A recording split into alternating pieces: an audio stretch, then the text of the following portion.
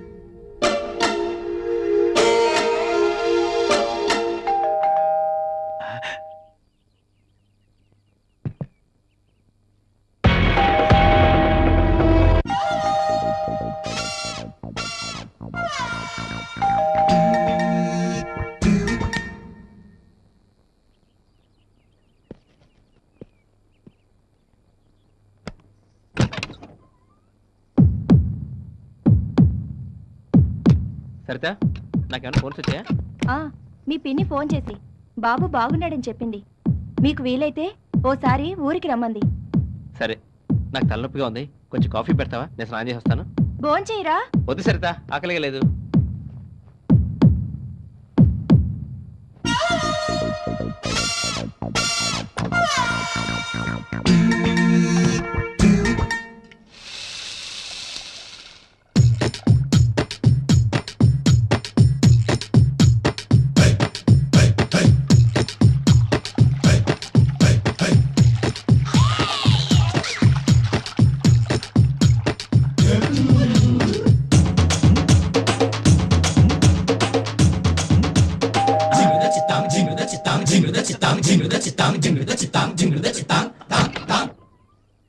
సరిత, మా ఆయనేమి నీటి వచ్చాడా? లేదే, లోపలికి రండి. లేదండి, ఆయన కోసం ఎవరో వచ్చి గంట సేపటి నుంచి ఇంట్లో వెయిట్ చేస్తున్నారు.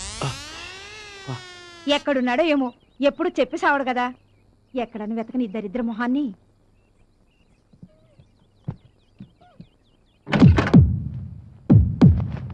సరితా, నా సూట్ కేసు ఎక్కడ పెట్టావు? మంచం కింద పెట్టానండి.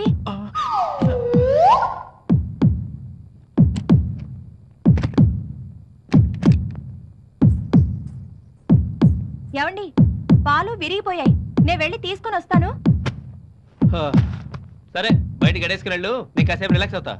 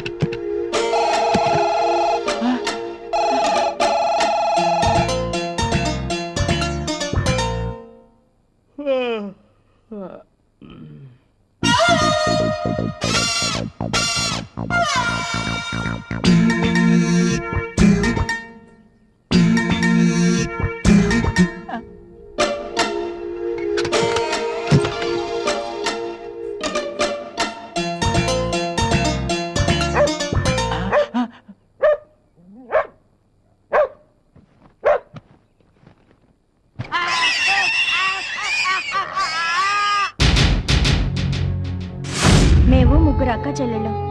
కట్నం ఇచ్చి పెళ్లి చేయలేక రెండో పెళ్లివాడైనా ఈయనకిచ్చి నన్ను కట్టబెట్టారు. ఎన్నోసార్లు ఈయనకు విడాకులిచ్చి వెళ్ళిపోదాం అనుకున్నాను. కానీ పెళ్లి కావాల్సిన నా ఇద్దరు చెల్లెళ్ళు గుర్తొచ్చి ఊరుకుండిపోతున్నాను. ఈయనేమో ఎప్పుడూ తన మొదటి భార్యను గుర్తుకు తెచ్చుకొని బాధపడుతూ నా గురించి అస్సలు పట్టించుకోరు. ఆయన నన్ను పెళ్లి చేసుకున్నప్పటి నుండి ఏ రోజు నన్ను ప్రేమగా దగ్గరకు తీసుకోలేదు. నేను మనిషినే కదా, నేను ఉప్పు కారం తింటున్నాను. నాకు కోరికలుండవా?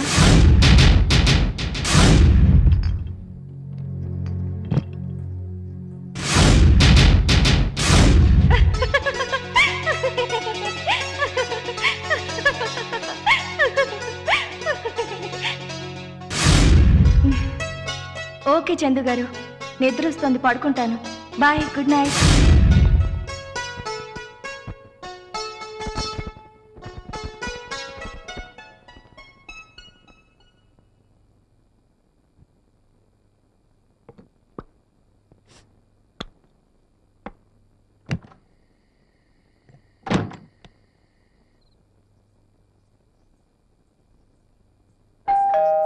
తెరిచే ఉంది, లోపలికి రండి. హలో. మీరా? కూర్చోండి, మీకు కాఫీ చేసి తీసుకొస్తాను. వద్దండి వద్దండి. ఎందుకు? ఇప్పుడు మళ్ళీ చేయాలా? ఆ, పర్లేదు, మీ చేతిలో ఉన్న కాఫీ ఇచ్చేయండి. అయ్యయ్యో, ఎంగిల్ చేశానండి. మీ ఎంగిలే కదా, ఇవ్వండి.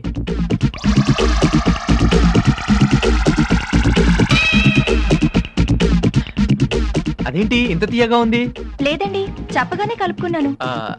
బహుశా మీ తీయటి పెదాల వల్ల చప్పటి కాఫీ కాస్త తీయగా ఉంటుంది లేండి. మీరు భలే సరదాగా మాట్లాడతారండి. అదే మా శ్రీవారైతే ఎప్పుడూ ఏదో పోగొట్టుకున్న వాళ్ళ దీనంగా ఉంటారు. వాడు అంతే లేండి. సరిత గారు, మాటలో పడి మర్చిపోయాను. ఏం లేదు, ఆఫీస్లో మా ఇంటికి మర్చిపోయాను. వెళ్ళి తీసుకుందాం అనుకుంటే ఆఫీస్ లాక్ చేస్తుంది. మీరేమి అనుకోనంటే ఈ రోజు ఇక్కడే ఎక్కడో పడుకొని వెళ్దామని. దాందే ఉందండి, ఎక్కడ పడుకుంటారో చెప్పండి.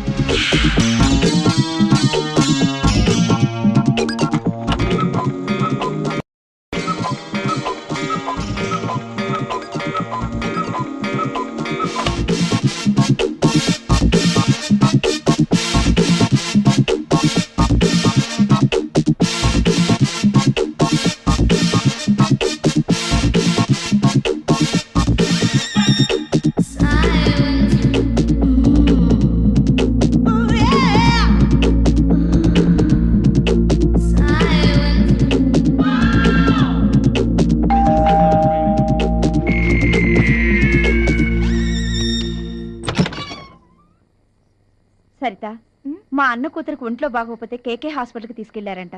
వెళ్ళొద్దాం అనుకుంటున్నాను. కాస్త తోడొస్తావా? మళ్ళీ పొద్దున్నే వచ్చేద్దాం. అయ్యో ఉండండి, 5 నిమిషాల్లో వస్తాను. అది కాదు సరిత, నేను ఇంటి దగ్గర వెయిట్ చేస్తూ ఉంటాను. నువ్వు తొందరగా వచ్చేస్తే కలిసి వెళదాం. సరేనండి. ఓకే.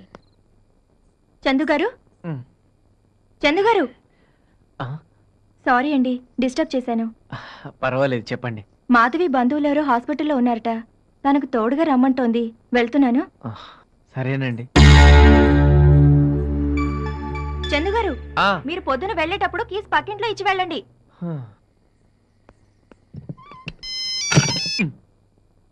హలో. ఇల్లంతా వెతికినా కనిపించలేదు, ఎక్కడున్నారండి? కొంపలో చలేస్తుంటే పంచగుట్ట శ్మశానంలో చలి కాసుకుంటున్నాను. పెట్టాయి ఫోన్ దయమా. పాపం, ఏం కష్టం వచ్చిందో ఏమిటో, చిరాగ్గా ఉన్నారు. అర్జెంటుగా రైల్వే స్టేషన్ పోని. మాట ఏంటా? అబ్బా రండి. 1 minute. ఏంటయ్యా ఈ అడ్రస్ ఎక్కడ కష్టం చెప్పురారే. అర్జెంట్ గా పని మీద వెళ్తుంటే పిలిచి అడ్రస్ అడుగుతావు నీకు బుద్ధి లేదు అమ్మా ఎవడే నువ్వు అడ్రస్ అడిగితే కొడతావు.